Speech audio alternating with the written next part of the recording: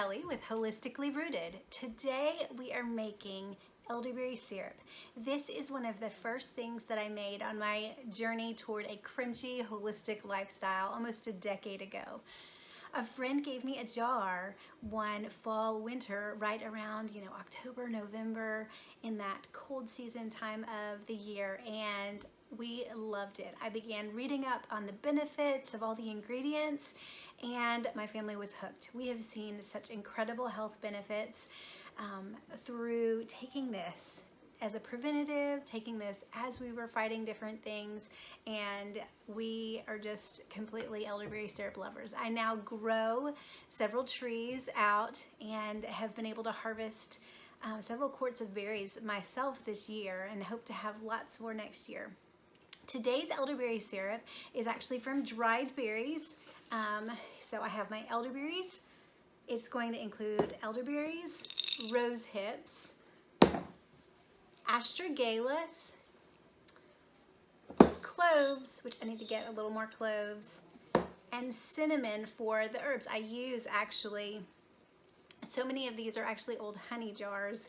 I love to store in glass. And so then I also use raw local honey as well. And then at the very end of the recipe, so let me get started.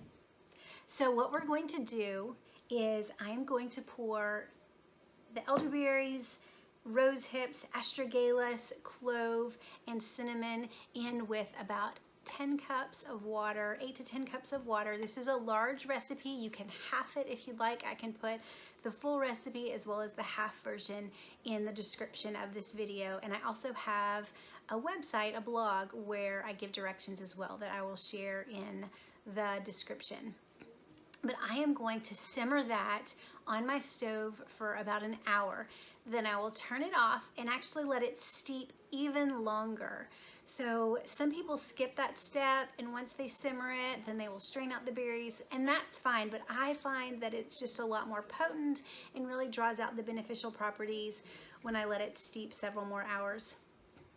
And then I will strain that out, because you're gonna end up with a juice. You're gonna end up with a liquid without the fruit parts in it. And once you get that, then you can add the local raw honey. And then I also add these secret little ingredients. I'll add lemon essential oil, cinnamon bark, clove, and ginger. And I add 1 drop of each of these to each pint of elderberry syrup. So it's excellent. This recipe has been amazing for years for us. So for adults, we take a tablespoon a daily as preventative, and our kids take a teaspoon. This is great for any children old enough to have honey. So obviously infants who are not able to ingest honey safely, this would not be for infants.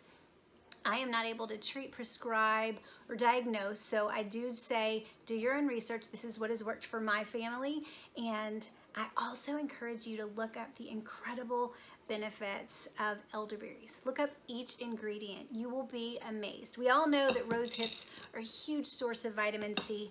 Elderberries have so many incredible properties that have been used across centuries. And it's really interesting that so often these trees are found growing wild, and it's one of these plants that even if someone is not great at growing things, doesn't have a green thumb, elderberries just grow wild. They are really hard to mess up. Astragalus is incredible. We actually just use a small amount of this, and it is super incredible for respiratory support, some of the different issues that go on during this season. Cloves are super high in antioxidants and have so many incredible properties as well. And then cinnamon is very similar in that the local raw honey, ginger, lemon, all that. So here we go. I'm going to get started. So I have over here on my stove about 10 cups of water. So I am going to pour 2 cups of elderberries into the pot. So the recipe is 2 cups of elderberries for this amount. Next up are the rose hips. We have a rose bush right outside our side door, and I have yet to harvest those, but I think I'm going to try that this year. Or I've harvested them before, but I've not used them. 1 cup of rose hips. That's your super high vitamin C content. Then I'm not a huge measurer, but 2 tablespoons of the astragalus. You can also tincture this. There's so many cool ways to use these herbs. So about 2 tablespoons of astragalus. 1 tablespoon of cloves. These are so potent and so strong. A little goes a long way. And then about a teaspoon or 2 of cinnamon. Some people use the cinnamon sticks. I like to use organic. It's the Ceylon cinnamon. I think that's how, I'm not sure how you say it. But it's like a really good quality type of cinnamon.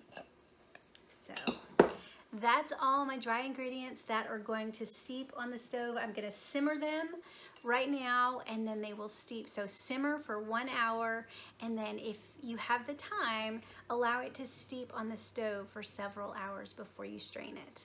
And I'll show you what we do once that has happened.